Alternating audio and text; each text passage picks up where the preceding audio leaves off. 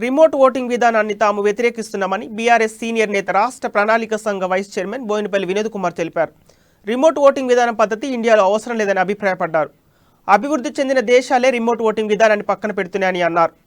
Remote voting విధానంపై బీఆర్ఎస్లో చర్చించి ఈ నెల 30వ తేదీలోపు కేంద్ర ఎన్నికల కమిషన్కు లిఖితపూర్వకంగా పార్టీ అభిప్రాయం తెలుపుతామని స్పష్టం చేశారు. ఢిల్లీలో ఈసీ సమావేశం నేపథ్యంలో ఆయన మీడియాకు తన అభిప్రాయాలు వెల్లడించారు.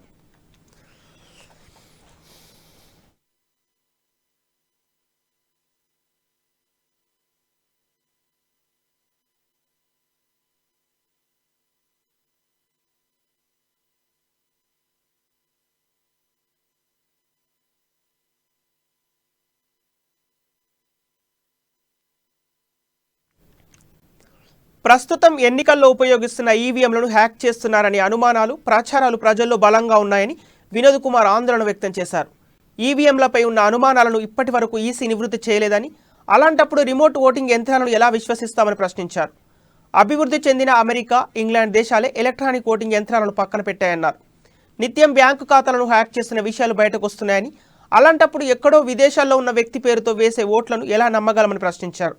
విదేశాల నుంచే ఓటర్ తన ఓటును వేస్తున్నాడా, హ్యాక్ చేస్తున్నాడా అని ఎలా తెలుసుకోగలమని అనుమానాలు వ్యక్తం చేస్తున్నారు.